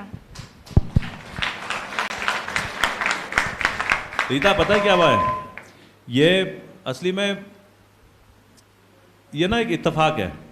जब मैं आर्मी से पोस्टिंग आया उत्तराखंड में, तो मेरी पोस्टिंग आई प्रधानाचार्य नेहरू इंस्टीट्यूट ऑफ माउंटेनियरिंग। अब वो उत्तरकाशी में है, मैं भी गढ़वाल का रहने वाला हूँ। तो शुरुआत में क्या हुआ कि क्योंकि मेरे को किसी ने बोला, लोकल लोगों ने, कि हमारे लड़कों को रोजगार मतलब नौकरी दिलवाओ। तब हमने कोई 32 लड़के वहीं लोकल गाँव के इकट्ठे करके उनका फिजिकल चेकअप करा, उनको 3 महीने के करीब ट्रेन करा मेरे ही घर में। शादीशुदा हो नहीं तो जगह ही जगह थी वहाँ पे, तो सब हमारे उसमें रहते थे घर में। अब उन 32 में से 28 लड़के जब भर्ती हो गए तो तब वो बना एक मॉडल जिसे हम यूथ फाउंडेशन कह रहे हैं। वो हुआ गढ़वाल साइड में शुरू। तो बाद में फिर हमें जब कुमाऊं से भी मतलब लगा कि यहाँ से भी तो करना चाहिए, तो हमने क्या करा, कुमाऊं में हमारी टीम जगह जगह आकर के सेलेक्ट करती थी लड़कों को, और देहरादून और आसपास गढ़वाल में जो 7-8 कैंप हैं उन पे इनको लाया जाता था और ट्रेन करते थे। ऐसे ही 2 कैंप हमने कुमाऊं में भी शुरू करे थे, एक रामनगर में और एक करा था हमने पिथौरागढ़ में। वो था जब धारचूला जाते हैं पिथौरागढ़ से तो अस्कोट पड़ती है एक जगह, अस्कोट के पास एक जगह है पानागढ़, वहाँ पे पुलिस एकेडमी थी, पुलिस का एक वो था एरिया था, उन्होंने दिया था हमको। तो कोई 2 साल वो चला। अब उस बीच में क्या हुआ कि उत्तराखंड पुलिस की भर्ती आई लड़कियों की, तो हमने कैंप चलाया। पर वो कैंप में जो कुमाऊं की लड़कियां थी वो कम थी, गढ़वाल की ज़्यादा थी, क्योंकि कैंप वहाँ पे थे, तो कुमाऊं की लड़कियों को ज़्यादा जानकारी नहीं आई। लेकिन बाद में जब इंडियन आर्मी में लड़कियों का इंडक्शन शुरू हुआ कोर ऑफ मिलिट्री पुलिस में, तो तब हमने 2 कैंप चलाए जिसमें कोई 350 लड़कियां थी, एक श्रीनगर में एक देहरादून में, उसमें कुमाऊं की भी लड़कियां थी। अब मैंने फिर कहीं छांटने की कोशिश करी तो मेरा एक कोर्समेट है कर्नल विवेक भट्ट, यहाँ पे नैनीताल में है, उसने अल्मोड़ा में आसपास कोई जगह ढूंढी है जहाँ पे कि इतनी जगह की जो ज़रूरत है ट्रेनिंग देने के लिए। अब हम कहीं वो कैंप वहाँ पे देख रहे हैं। ऐसे ही हम और जगह भी ढूंढ रहे हैं जहाँ पे हमें ज़मीन मिले तो हम कैंप चलाएंगे, और कैंप में हमारा मकसद लड़के और लड़कियाँ दोनों के लिए है।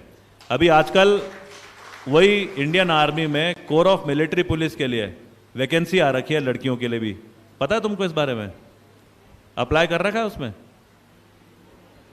वो मेरे ख्याल से अभी खुला हुआ है, ऑनलाइन अप्लाई करना है, और फिर लड़कियों की हम उसी उस पर ट्रेनिंग कराना शुरू कर रहे हैं, जिसमें कि हमारे पास गर्ल्स इंस्ट्रक्टर हैं, उस टाइप की हैं जो माउंट एवरेस्ट चढ़ के आ रखी है लड़की, उस टाइप के हैं जिन्होंने NIM के 4 कोर्सेज कर रखे हैं, फिजिकल फिटनेस में जिन्होंने की अपनी एक नॉलेज अच्छी गेन कर ली है, तो वो लड़कियां हैं, और उनके साथ में हमारे जो आर्मी के रिटायर्ड इंस्ट्रक्टर हैं वो हैं। तो लड़कियों के लिए 100% हम कर रहे हैं अभी उसको।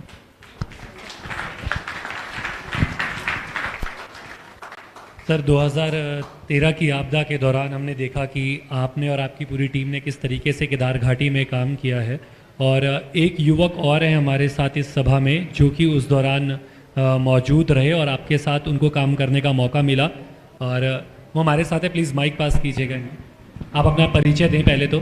हेलो सर, नमस्कार, मैं योगेश दुबे, लोक निर्माण विभाग केदारनाथ से आपके साथ 2013 से जुड़ा हुआ हूँ। उस समय 2013 में जब 16-17 जून 2013 में आपदा आई थी, तो उस समय हालात कितने विकट थे ये आप और मैं ही समझ पाएंगे उसे, क्योंकि जो लोग वहाँ धरातल पे था, रंजीत भाई थे, सिमवाल साहब थे, देवेंद्र भाई थे, सब लोग हम लोग वहाँ पे साथ में थे। तो जब सारी संस्थाओं ने हाथ खड़े कर दिए थे, इवन लोक निर्माण विभाग और सारे विभागों ने कह दिया था कि अब स्थिति कंट्रोल से बाहर हो गई है, तब आपने कहा था कि हाँ हम देखते हैं। उस समय दिन रात आपके साथ हम लोग वहाँ पे थे। लाशें मंदिर से और घरों के अंदर से आप लोगों ने हमने ही निकाली थी वहाँ पे। उस समय से आपसे जुड़ा हुआ था, तो लगभग 4-5 साल हम आपके साथ वहाँ जुड़े हुए थे। तो हर मिनट काम की स्थिति का वो लेने आने थे। कभी ये होता था कि चलो यार इस समय अब आराम करते हैं, तब तक ये होता था कि यार अब कर्नल साहब आ रहे हैं, वो देख रहे हैं कि काम क्या क्या हुए। तो हम बोलते थे यार सर सुबह आएंगे, नहीं तब तक सिमवाल साहब का फ़ोन आता था, नहीं भाई रात में अगर 9 बज रहे हैं, साहब आ रहे हैं तो करना पड़ेगा, निकलो बाहर जल्दी। तब हम वहाँ पे देखते थे। रही सर रोजगार की बात, तो सरकार आने की बात तो बहुत बात की बात है, साहब तो बहुत पहले से वहाँ रोजगार देते आए हैं। वहाँ पे रिसोर्सों की बात है तो शायद किसी बहुतों को पता नहीं होगा, वहाँ एक पहाड़ी किचन चला करता है, पहाड़ी रसोई करके चला करता है। वहाँ पे लोकल उत्पाद जो है उनसे बना हुआ खाना ही मिलता है, बाहर का कुछ खाना वहाँ नहीं मिलता है। ये सोनप्रयाग में है और बहुत कम मतलब रिसोर्सों से वहाँ पे बहुत अच्छा किचन वहाँ पे तैयार किया गया है। साहब गांव से वहाँ पे सेवा साहब देखते हैं वहाँ पे, तो गांव से सामान आता है, वहाँ पे बनाया जाता है और फिर लोगों को दिया जाता है। जितने भी केदारनाथ यात्रा पे आते हैं वो मैक्सिमम उसी रसोई में खाना खाते हैं। कुछ लोग ऐसे थे जिन्हें उनके परिवार वालों ने भी त्याग दिया था। वो इतने विकलांग लोग थे कि घर वाले भी उनकी ज़्यादा मदद नहीं कर पाते थे। कर्नल साहब उनको घर से लेके आए, उनका इलाज कराया और इस लायक बनाया कि वो अब अपना भरण पोषण कर सकते हैं और अपनी वो भी देते हैं। तो साहब से मैं बहुत पहले से जुड़ा हुआ हूँ और साहब से बेहतर विकल्प उत्तराखंड में हो नहीं सकता। धन्यवाद। बहुत बहुत शुक्रिया सर। क्या कहेंगे आप, आपके साथ इतने लंबा वक्त उन्होंने गुजारा है और अनुभव भी शेयर किया। नहीं, इतना अच्छे तरीके से सारी बातें बताने की कोशिश करी हैं। इसमें पता है क्या है, मैं इस तरीके से बोलूँगा, केदारनाथ आपदा, मैं आया 26 अप्रैल 2013 को, पोस्टिंग उत्तरकाशी में। आपदाएं तो वैसे आनी नहीं चाहिए, लेकिन मेरे आने के कोई 2 महीने के बाद में 16 जून को वो सबसे बड़ा जो डिज़ास्टर है जिसका पूरे उत्तराखंड में बहुत बड़ा असर आया था, सबसे ज़्यादा असर केदार घाटी में, क्योंकि वहाँ पे तो कोई 20-22 हज़ार लोग तो मरे थे और सारी की सारी घाटी पूरी डिस्ट्रॉय हो गई थी। अब वहाँ पे हमें काम करने का मौका मिला और इसमें भी कोई शक नहीं है कि वो एक कामयाब मॉडल भी बना। लेकिन वहाँ पे सबसे अच्छी चीज़ जो मेरे को मिली वो ये नहीं कि बाबा ने, भोले ने मेरे को कोई एक वो जादू का डंडा दे दियो कि छू मंतर करो और काम हो जाएगा, लेकिन बाबा ने मेरे को ऐसा मौका दिया कि उस घाटी में जहाँ सबसे ज़्यादा विपरीत परिस्थितियाँ थी उसमें कैसे युवाओं को यूज़ करा जाए, इस्तेमाल करा जाए, कैसे ex serviceman, x paramilitary force, उन लोगों को युवाओं के साथ कमांड एंड कंट्रोल, डायरेक्शन देना, उन चीज़ों के लिए आपस में जोड़ा जाए, कैसे महिलाओं के बोले शब्दों से उनके लड़के जोश में आकर के अजय कोटियाल के साथ में जुड़े और वो काम करा जाए। मैंने ना ये वाली चीज़ें वहाँ पे सीखी और क्योंकि वो चीज़ें जब सीखी और वो कामयाब हो गई तो मेरे को लगता है कि इतनी बड़ी आपदा के बाद अगर team Ajay Kotiyal, team NIM, आज उस टीम को बोलते हैं भोले के फौजी की टीम, अगर उस टीम ने काम करा है तो शायद उत्तराखंड में ऐसी कोई जगह नहीं है जहाँ पे ये टीम तरतीबवार ऑर्गेनाइज होकर के नहीं कर सकती है।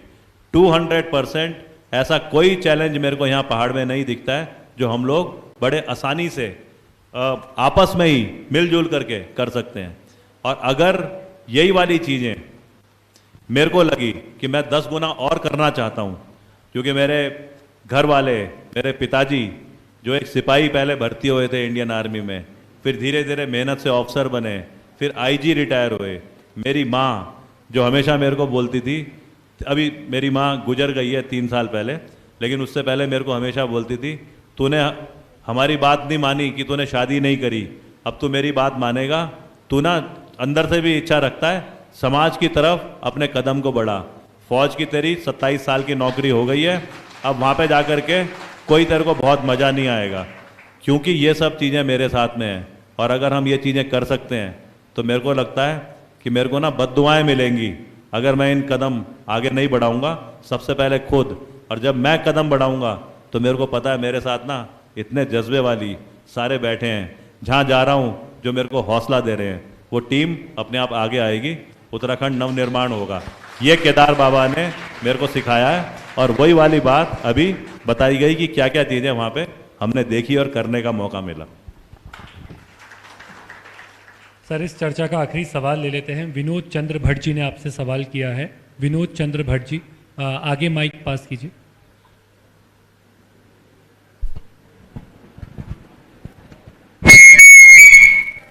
जय हिंद सर। सबसे पहले तो नमस्कार सर। मैं विनोद भट्ट पर्वतारोहण के क्षेत्र से आता हूँ। उसी से मैं देखता हूँ कि जो भू आंदोलन का आजकल एक भू कानून का एक बहुत नाम चला हुआ है, तो उसमें आप पार्टी का क्या सोचना है और क्या स्टैंड है। और इसके साथ साथ एक सवाल और है मेरा पर्यटन को ही लेके, जो आए दिन पैराग्लाइडिंग में एक्सीडेंट होता है तो पैराग्लाइडिंग पर रोक लग जाती है, राफ्टिंग में एक्सीडेंट होता है तो एक्सीडेंट रोक लग जाती है राफ्टिंग के अंदर, और पिछले 2018 से ट्रैकिंग के लिए बुग्यालों को जो बंद किया गया है, उसमें आपका क्या सोचना है? देखो, अभी तो एक सबसे पहले तो भू कानून। भू कानून तो कोई शक नहीं है कि हमारी सरकार को, उत्तराखंड की सरकार को बहुत तरीके से यकीन करना चाहिए कि हमारे को कहीं ऐसा ना हो आने वाले दिनों में कि खाली नाम के लिए हम उत्तराखंड के हो जाएं और जिस ज़मीन पे हम रह रहे हैं वो ज़मीन होगी किसी और बाहर वाले की। तो भू कानून तो कोई क्वेश्चन ही नहीं है कि इम्प्लीमेंट नहीं होना चाहिए। लेट क्यों हुआ है वो मैं भी कहीं समझता हूँ, कहीं किसी के कुछ इंटरेस्ट रहते हैं तो कुछ टाइम के लिए उन्होंने कानून में, नियमावली में एक कोई लाइन चेंज कर दी तो 250 मीटर से 500 मीटर ज़मीन हो गई। फिर कहीं उसने चेंज कर दी कि नगर पालिका के क्षेत्र में ये कानून लागू नहीं होगा। फिर उसके बाद कहीं चेंज कर दी, चलो अब इसको लागू करते हैं। फिर उसके बाद बहलाने के लिए जब बोला जाता है कि भू कानून हिमाचल के तर्ज पे होगा, तो इसका मतलब तो सिंपल सी भाषा है कि जो बोल रहे हैं कि भू कानून हम यकीन करेंगे कि लागू होना चाहिए, वो अपनी मेहनत तो नहीं कर रहे हैं, वो कागज़ तो ठीक नहीं कर रहे हैं। ये कोई सवाल जवाब थोड़ी होता है कि हिमाचल के तर्ज पे होगा। हिमाचल के तर्ज पे क्या हुआ है हमने तो ये समझना है और उसको अपने यहाँ पे देख करके अमल करना है। इसका मतलब हमें कहीं ना कहीं पढ़ाई करने की ज़रूरत है उसकी, खाली ये नहीं कि भू कानून। तो भू कानून तो 100% आम आदमी पार्टी पूरी तैयारियां कर रही है कि कैसे उसको यकीन होना चाहिए, यकीन ग्राउंड पे करा जाए। भू कानून को समझने के लिए जो आज आंदोलनकारियों के नाम से जाने जाते हैं, जिन्होंने कि उत्तराखंड आंदोलन में वाकई में दिल से अपना पार्टिसिपेशन करा है, उनको ना बड़ी अच्छी जानकारियां हैं। मेरा तो आजकल उनसे ही डिस्कशन चलते हैं। एक हैं शंकर सिंह भाटिया जी पिथौरागढ़ के, वो इतना बढ़िया उसने हर मुद्दे पे किताब में लिख रखा है कि किसी को भी पढ़े तो समझ में आ जाता है। तो भू कानून पे तो ये है कि ये तो 100% लागू होना चाहिए।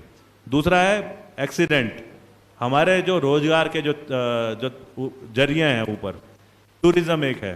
टूरिज्म में वाकई में पैराग्लाइडिंग हिमालय में एक सही मुद्दा है। पॉइंट पता है क्या है, जब कोई एक्टिविटी शुरू कराई जाती है तो उससे पहले कुछ हम चीज़ें ये भी देखते हैं कि इसमें सेफ्टी मोड क्या होगा, इसमें क्लाइंट कहाँ से आएंगे, इसमें जब क्लाइंट आएंगे तो उससे किस तरीके का रेवेन्यू जनरेट होगा। जब रेवेन्यू जनरेट होगा तो रोजगार किन लोगों को मिलेगा। एक होगा टूरिस्ट गाइड जो रजिस्टर कर रहा है कि आप लोग आइए, एक है जो आपको ऊपर ट्रेनिंग दे रहा है, पैराग्लाइडिंग करा रहा है, आइसोलेशन में करा रहा है, टेंडम करा रहा है। 3-4 तरीके की होती है ना। एक में होता है कि मैं अगर पैराग्लाइडिंग इंस्ट्रक्टर हूँ और एक बिल्कुल नया लड़का आया तो वो कह रहा है बस मेरे को खाली कूदना है, तो टेंडम बोलते हैं उसे, मतलब मेरे साथ में बैठेगा और तब जाएंगे दोनों नीचे, तो मैं गाइड कर रहा हूँ लेकिन उसको एक एहसास हो गया। दूसरा है आइसोलेशन में अपने आप ही करना, सोलो जिसको बोलते हैं। अब उसके बाद में मतलब इस तरीके से ये तो एक पूरा मॉडल है। और उत्तराखंड में ये जो टिहरी झील है, टिहरी झील के पास में एडवेंचर एकेडमी बन रखी है। वो एडवेंचर एकेडमी क्योंकि पहले नेहरू इंस्टीट्यूट ऑफ माउंटेनियरिंग को बोला गया था कि आप इसकी शुरुआत करोगे। इतनी बड़ी बिल्डिंग है, इतना बढ़िया वहाँ पे सेटअप है, वहाँ पे अगर ट्रेनिंग कराई जाए जिस मकसद से वो बनी थी तो 3 तरीके की एडवेंचर एक्टिविटी होती हैं। एक होती है एरो, एरो मतलब हवा में, एक हो गई एक्वा, एक्वा मतलब पानी में, और एक हो गई लैंड बेस्ड मतलब जमीन में। उसमें एरो, एक्वा और लैंड तीनों के लिए सुविधाएं हैं। झील सामने है, आसपास पहाड़ हैं लैंड के लिए, एरो के लिए पूरे के पूरे हॉट एयर बैलूनिंग, ये पैराग्लाइडिंग, ये सारी की सारी सुविधाएं वहाँ पे हैं। लेकिन जंग लग रही है। आखिरी में उत्तराखंड सरकार ने क्या करा, आईटीबीपी को दे दी। वो आईटीबीपी एक बहुत अच्छी ऑर्गेनाइजेशन है, आईटीबीपी को उन्होंने दे तो दी, लेकिन एक डिस्कशन जो करना था कि उत्तराखंड के यूथ को कैसे आज ट्रेंड इंस्ट्रक्टर बनाया जा सकता है और कैसे उसके बाद उस इंस्ट्रक्टर को एक अपना जैसे रजिस्टर करा के कैसे फैसिलिटी प्रोवाइड करी जा सकती है कि वो जगह जगह जा कर के इन एक्टिविटीज़ को पहाड़ों में करे जहाँ पे कि बहुत अच्छी हो सकती है। पता है अपने आप ही ये जो कैजुअलिटी होती हैं वो कम हो जाएंगी क्योंकि ट्रेंड इंस्ट्रक्टर करा रहा है। और रोकने की जगह हमेशा जो चीज़ होती है कि अगर किसी एक्टिविटी में कोई इंसिडेंट हो गया, कोई मर गया या चोट लग गई तो रोकी नहीं जाती है, उसको ना दोबारा चेक करा जाता है कि कारण बताओ, क्या कारण था कि ये एक्टिविटी में ऐसा इंसिडेंट हो गया। अगर रोक दिया जाएगा तो जैसे अभी बोल ही रहे थे, इतने सारे उदाहरण हैं। पिथौरागढ़ में हवाई जहाज ने आना था, हवाई जहाज आया, रास्ते में दरवाजा खुल गया, तब से बंद है। हिंडन से जहाज ने उड़ना था, हिंडन मतलब दिल्ली, देहरादून से जहाज ने उड़ना था, देहरादून मतलब उत्तराखंड के दोनों हिस्सों को जोड़ा जा रहा है, और वो जहाज में कीमत इतनी सस्ती होती है। आज भी एविएशन, हवाई जहाज की जो इंडस्ट्री है, क्योंकि मैं उन लोगों को जानता हूं, क्योंकि केदारनाथ में वो सब फ्लाई करते हैं, आज भी वो लोग इंतजार कर रहे हैं कि पिथौरागढ़ में क्यों हमारे को मौका नहीं मिल रहा। छोटे जहाज हैं, डॉर्नियर जहाज है, स्मॉल फिक्स विंग जहाज हैं, वो सब आने चाहते हैं, रोक दिया गया है इंसिडेंट की वजह से। इतने सारे पहाड़ों में जो रोजगार के तरीके हैं टूरिज्म में, रोक दिए जा रहे हैं क्योंकि सरकार ट्रेन नहीं कर रही है और अपनी गलती को छुपाने के लिए इवेंट को ही रोक दे रही है। तो ये तो कोई तरीका ही नहीं है। यहाँ पे मुंशियारी में मैं क्योंकि हिस्सेदार था उसमें, गवर्नमेंट ऑफ उत्तराखंड ने एक माउंटेनियरिंग इंस्टीट्यूट खोली, मेरे ख्याल से मुंशियारी में ही खोली थी ना, जिसका नाम रखा था नैन सिंह के नाम पे। नैन सिंह जी जो कि फेमस इस हमारे कुमाऊं रीजन के रहे हैं, जो चीन में घुसे थे, तिब्बत में गए थे, उनके नाम पे। पता है पहले एक साल NIM ने इक्विपमेंट भेजा, इंस्ट्रक्टर भेजे और कोर्स चलाए। अब वो NIM हमेशा नहीं कर सकती, स्टेट गवर्नमेंट 2 साल के बाद भी उस संस्था को चलाने की काबिलियत नहीं लेके आ पाई। मेरे को नहीं पता आज उसका क्या हाल होगा, मेरे को पक्का यकीन है 2-4 कोई टूर ऑपरेटर्स वहाँ पे आते होंगे और वो पूरी फेल होगी। तो इतना बड़ा सेटअप, मतलब वो 8, 10, 12 करोड़ का, जो कि मुंशियारी और उसके बाद में स्कीइंग के लिए ऊंचे पहाड़ों में ले जाने का एक रेवेन्यू एम्प्लॉयमेंट का मॉडल था, पूरा फेल हो गया है।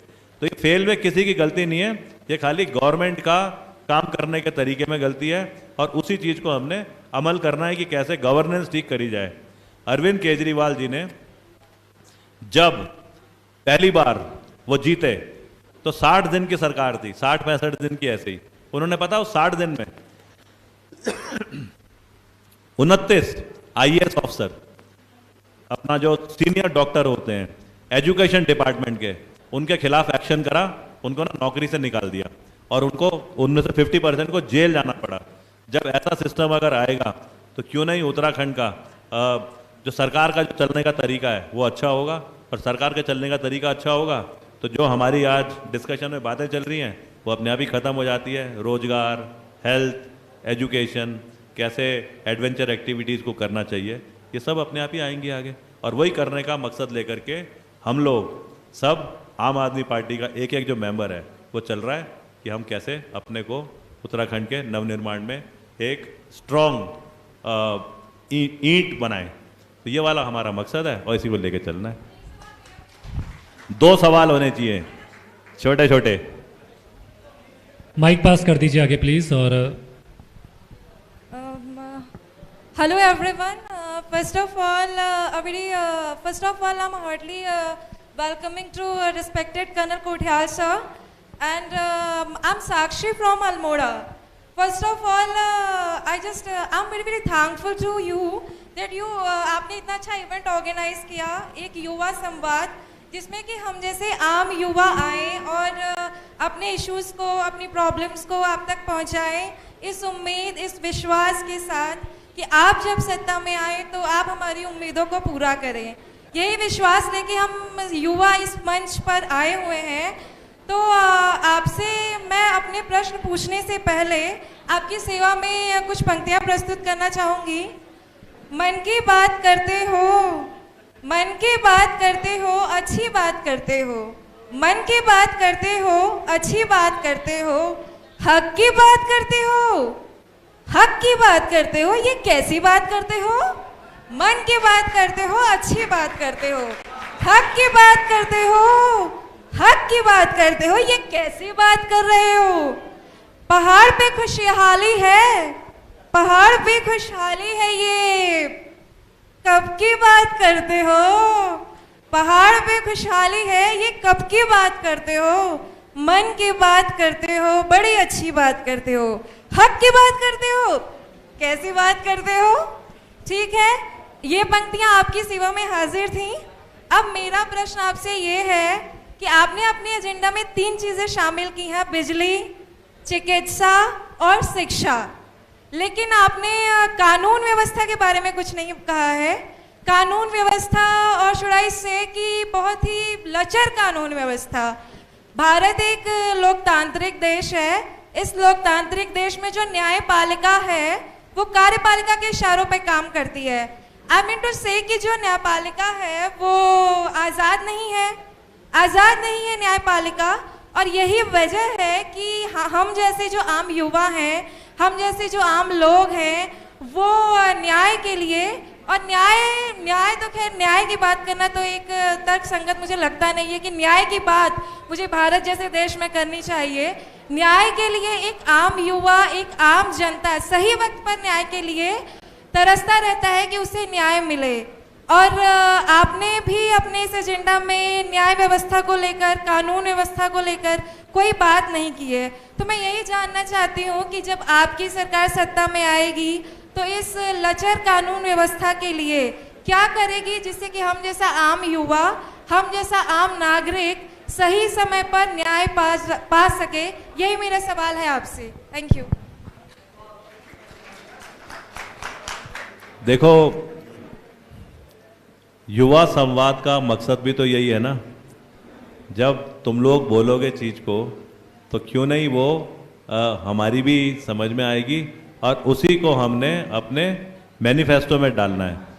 मैं समझाता हूँ क्या है कि हमने अभी पूरी बातें करी भी नहीं है। हम कर रहे हैं, आज मैं बोलूँगा कि हम 25 पॉइंट हैं, इन 25 पॉइंट को करेंगे। तो पता है क्या होता है, जैसे सरकार क्या करती है, जो मैं देखता हूँ, वो बोलते हैं हम 100 यूनिट बिजली देंगे, बीच में चला। अब उसके बाद में अचानक वो बोलेंगे हम ना, आदमी अभी सोच ही रहा है कि 100 यूनिट बिजली, तब तक बोलेंगे हमने पीआरडी की नौकरियां शुरू कर दी हैं। अब वो पीआरडी की नौकरी के लिए हर युवा इंतजार कर रहा है कि मैं फॉर्म भरूंगा, तब तक वो बोलते हैं हमने जंगल विभाग की नौकरी शुरू कर दी है। हर एक दिन नए नए पॉइंट बोल बोल करके उन्होंने ऐसी खिचड़ी बना दी कि किसी की समझ में ही नहीं आता है कि ये मुद्दे वाकई में होंगे कैसे। हम हर मुद्दे को इलेक्शन में 2022 में इलेक्शन में पार्टिसिपेट करने से पहले हर मुद्दे को बहुत तरीके से समझाएंगे।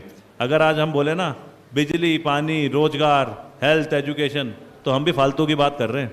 हम ग्राउंड पे कैसे करें? अभी हम बिजली का समझा रहे हैं, उसके बाद में हम अगला पॉइंट लेके आएंगे। तो इस पर अभी देखना, ये सारे मुद्दे हमारे तरफ से आएंगे। लेकिन दोबारा मैं बोल रहा हूँ, जिस तरीके से वॉलंटियर होकर के आपने बात करी है ना, अगर इस टाइम पे यहाँ पे जो बैठे हैं और जो अल्मोड़ा में जो संवाद हो रहा है इसको और उत्तराखंड के जो लोग देख रहे हैं, जहाँ पे मैं जा रहा हूँ युवा संवाद के लिए, कि जहाँ पे मैं मिलने जा रहा हूँ, उसमें मैं अपनी बात बोलने नहीं जा रहा हूँ, वहाँ पे मैं जा रहा हूँ आप लोगों की बात समझने के लिए, क्योंकि यही तो असली पॉइंट हैं जो कि पहली बार एक पॉलिटिकल पार्टी युवाओं से डिस्कस करके जब उनके पॉइंट सामने आएंगे, उनको उन पॉइंट पे रिसर्च करके अपने मैनिफेस्टो में डालेगी। हमारे 90% पॉइंट जो होंगे वो युवाओं की तरफ से आए हुए वो पॉइंट्स होंगे जिनको कि हमने मेन एजेंडा में अपने इलेक्शन मैनिफेस्टो में डालना है।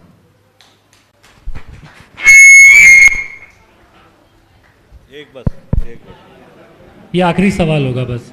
जी पूछे। नमस्कार सर, मेरा नाम हर्षिता तिवारी है। मैं आपसे पूछना चाहूँगी, मैं अभी फर्स्ट टाइम वोटर हूँ और बीइंग अ टीनेजर मुझे अपना करियर देखना है अभी सबसे पहले, और मैं सरकार से भी यही चाहूँगी कि मेरा करियर जो फोकस करे मैं उस सरकार को वोट दूँ, क्योंकि मेरा फर्स्ट टाइम वोट है तो मैं सही सरकार चुनना चाहूँगी। तो मैं आपसे ये पूछना चाहती हूँ कि 5 साल बाद हर साल 5 साल में सरकार बदलती रहती है। हर सरकार बोलती है कि मैं इंफ्रास्ट्रक्चर में खर्च करूंगा, हर सरकार बोलती है कि मैं ग्राउंड से ही करूंगा। अगर मैं उत्तराखंड छोड़िए, मैं अल्मोड़ा का विकास चाहती हूँ सबसे पहले तो। अल्मोड़ा में मैं देखूँ तो अगर मैं आर्मी में जाना चाहूँ, स्टेडियम हमारे देखे तो उबड़ खाबड़ है, ठीक है। यहाँ का कॉलेज देखे, अगर मैं फॉर्म भरने जाऊंगी तो 25 जगह मुझे भगाया जाएगा। मैं EWS का परसों सर्टिफिकेट बनाने गई, मुझे 4 दिन बाजार जाना पड़ा। आप अगर सरकार पे आए, अगर आपकी सरकार आई, क्योंकि एक सिक्के के 2 पहलू हैं, आ भी सकती है नहीं भी आ सकती है। अगर आपकी सरकार आई, आप बोलेंगे मैं भी ये करूंगा, और जिसकी भी सरकार आएगी वो हर इंसान यही बोलेगा मैं ये करूंगा। लेकिन अगर आपकी सरकार नहीं आई तो क्या आप विकास में अपना योगदान देंगे या नहीं, और देंगे तो कैसे देंगे?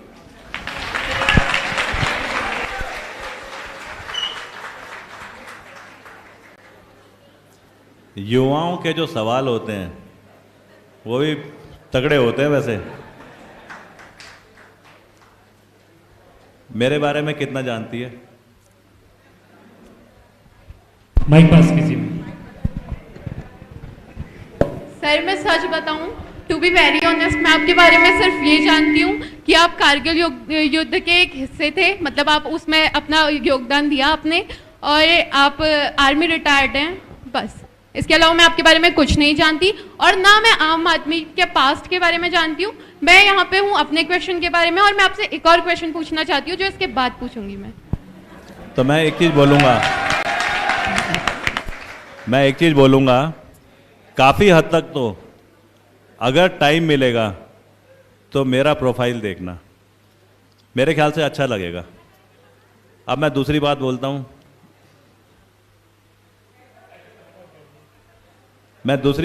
हूँ, कि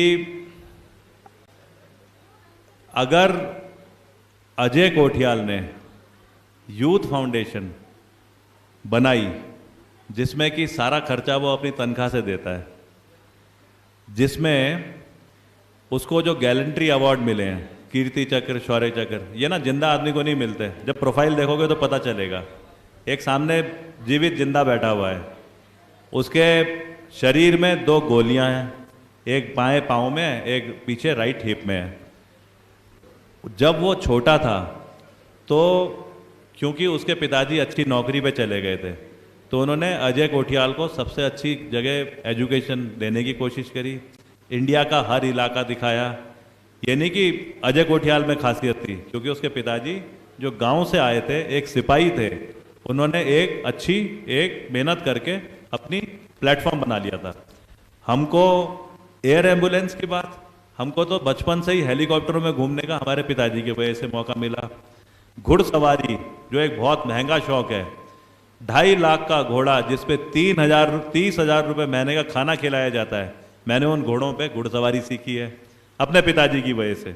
स्विमिंग पूल इंटरनेशनल स्टैंडर्ड के जो होते हैं, और जो इंटरनेशनल स्विमर होते हैं बॉर्डर सिक्योरिटी फोर्स BSF के, उन्होंने मेरे को तैराकी सिखाई।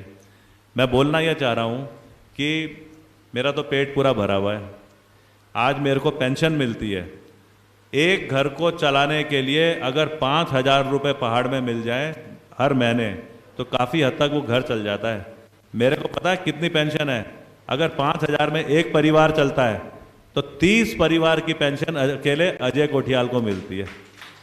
मतलब क्या करूं मैं उसका? तो वो सारे के सारे कहाँ जाते हैं? हमारे सारे ब्लैंक चेक साइन हो रखे हैं, हमारे अकाउंट की डिटेल्स हैं, यही मेरे साथ रहते हैं, ये रंजीत, ये फौज वाले, ये सब के सब ना निकाल के करते रहते हैं। अगर समाज सेवा जिसे शब्द बोलते हैं, मेरे को उस चीज़ का मज़ा आ गया है। मेरे कोर्समेट यहाँ के भी रहने वाले हैं, अल्मोड़ा के, वो आज ब्रिगेडियर हैं, हम में से ही मेजर जनरल भी बनेंगे, सलूट और सब चीज़ें चलेंगी साथ में। मेरी तो इतनी अच्छी ज़िंदगी थी, मेरे को उस ज़िंदगी से आने का क्यों मज़ा आया? क्योंकि मेरे को यहाँ पे ना जज्बा दिखा, और उस जज्बे को 100% तेरे जैसे छोटे जो मेरे को उम्मीद से सवाल करते हैं, उनको ना सवाल पता है क्यों करना चाहिए? मेरे को भी तो मज़ा आएगा, मेरे को भी अपनी काबिलियत समझ में आएगी, या कि वाकई में मैं बात खाली कर सकता हूँ कि तुम्हें एड्रेस भी कर सकता हूँ, और मेरी आंखें अगर हिलें तो इसका मतलब मेरे को खुद ही दिख जाएगा कि मेरे में दम नहीं है। और अगर दम नहीं है तो मैं क्यों कदम रख रहा हूँ इस फील्ड में जिसे नेतागिरी बोलते हैं, जिसमें कई बार ऐसे चैलेंजेस आते हैं कि लगता है कि यार कहाँ इसमें कदम अपने डाल दिए। ये गुलदस्ते तो अच्छे हैं, खुशी होती है, लेकिन खाली गुलदस्ते थोड़ी, हाथ जोड़ना तो अच्छा है क्योंकि ये हमारा संस्कार है, लेकिन हमें तो हाथ खोल के भी चलना है, तभी तो काम बनेगा। आज मेरे को किसी ने बोला गोलजू देवता के मंदिर में जा रखे हैं, चिताई देवी, वहाँ पे एक तरफ तो देवता आशीर्वाद दे रहा है, एक तरफ पुजारी जी बोल रहे हैं आप कर्नल साहब हैं, और वो अपने आप ही वो वाली भाषा हमारे साथ बोल रहे हैं, मतलब हमारी तरफ से पूजा कर रहे हैं कि देवता से सीधा बात हो रही है कि इनके कदम नहीं रुकने चाहिए। बाहर आए तो एक श्रीमान जी हमको बोलते हैं आपको ऐसे हाथ जोड़ के चलना पड़ेगा, आपको RT-PCR करवाना पड़ेगा, आपको तो पेंशन मिलती है। तो ऐसी चीज़ें ना जब आएंगी सामने, ऐसी चीज़ें जब हम एड्रेस करेंगे तभी तो हमें समझ में आएगा कि कैसे अच्छा करना है। बिल्कुल सही है कि अभी पहली बार वोट डालने जा रही है अरविंद केजरीवाल, तो नाम सुना होगा। अब मैं अरविंद केजरीवाल के बारे में इसी कारण से बहुत शॉर्ट में बताता हूं। अगर इंजीनियर कोई बनना चाहता है तो कौन सा सबसे बड़ा एग्जाम है जो जिसे पास करके वो इंजीनियर बन सकता है? मेरे ख्याल से IIT होगा। IIT खड़गपुर से पास आउट हुआ एक आदमी अरविंद केजरीवाल जी। इसका मतलब उसने मेहनत करी। उसके बाद में हम लोग समाज सेवी बनना चाहते हैं। समाज सेवा एक शब्द है, बहुत अच्छा। जिस संस्था पे अरविंद केजरीवाल जी ने समाज सेवा करी, उस संस्था को चलाने वाली जो महिला अब तो नहीं है, थी, जिसको नोबेल प्राइज मिला था कलकत्ता में, जिसका सबसे बड़ा हॉस्पिटल क्रिश्चियनिटी धर्म से है, वो उसे बोलते हैं मदर टेरेसा। उस हॉस्पिटल में जब कोई जाता है ना मदर टेरेसा से मिलने के लिए, तो गेट वाले अंदर भेजते हैं रिसेप्शन में। रिसेप्शन वाला पूछता है क्यों आ रखे हो, बीमार हो या क्या है? वो कहता है नहीं, मैं मदर टेरेसा के दर्शन करने आ रखा हूँ। तो कोई आदमी मदर टेरेसा के पास तक इस आदमी को लेके नहीं जाता। इस आदमी को क्या बोला जाता है जो मिलने आया है मदर टेरेसा से? आप अंदर जाओ, जाते जाओ अंदर ना, आपको क्योंकि यहाँ इतने बुरी हालत वाले पेशेंट हैं कि उनके शरीर से बदबू आती है। आपको जिस जिस जगह बदबू लगेगा ज़्यादा आ रही है, आप उस तरफ चलते रहना। जहाँ पे जिस पेशेंट से सबसे ज़्यादा बदबू आ रही होगी, उसके बगल में जो महिला खड़ी होगी वो मदर टेरेसा है। अपने आप लोग पहुँच जाते हैं। उस मदर टेरेसा के आश्रम में अरविंद केजरीवाल जी ने वॉलंटियर अपना समाज सेवा का काम करा। हमारे यहाँ पे अलग अलग महकमे हैं, अलग अलग सोच हैं। मैं सोचता हूँ इंडियन आर्मी सबसे बढ़िया है। इंडियन आर्मी, नेवी, एयरफोर्स, क्योंकि देश सेवा कुर्बानी दे रहे हैं। लेकिन अच्छे डॉक्टर भी बहुत अच्छे होते हैं, वो भी देश सेवा कर रहे हैं। इंजीनियर भी बहुत अच्छे होते हैं, वो भी देश सेवा कर रहे हैं। ऐसे ही IAS सबसे मुश्किल एग्जाम माना जाता है। IAS माना जाता है ना सबसे मुश्किल, सिविल सर्विसेज। अरविंद केजरीवाल जी ने IAS का एग्जाम भी पास करा। उसके बाद रेवेन्यू सर्विस में गए, फिर उसके बाद में वो सरकार में आए। फिर उसके बाद में जब पूरे देश को यह लग गया था कि यहाँ तो करप्शन इतना ज़्यादा हो गया है कि कोई वो नहीं है, तो एक इंसान जिनका नाम था अन्ना हजारे, उन्होंने एक आंदोलन शुरू करा, करप्शन के खिलाफ भारत, करप्शन के खिलाफ इंडिया। उसका नाम पड़ा इंडिया अगेंस्ट करप्शन।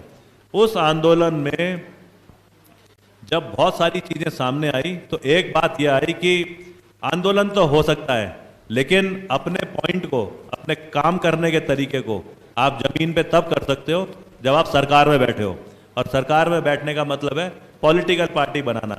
तब उस आंदोलन से India against corruption Anna Hazare जी का जो चलाया हुआ था, उससे बनी पॉलिटिकल पार्टी आम आदमी पार्टी। उस आम आदमी पार्टी में अगर दिल्ली में ना उनके विधायकों को देखो, एक है राघव चड्ढा, वो सबसे बढ़िया चार्टर्ड अकाउंटेंट होता था अमेरिका में। उसने लंदन स्कूल ऑफ इकोनॉमिक्स से अकाउंटेंसी सीखी है। क्या उसको किस पागलपने ने वो टच करा होगा कि वो आकर के यहाँ का विधायक बनता है? वो कोई ओहदा नहीं लेना चाहता है कि मैं मिनिस्टर बनूं, वो लगा हुआ है समाज सेवा में, जो कि पॉलिटिकल फील्ड से होती है।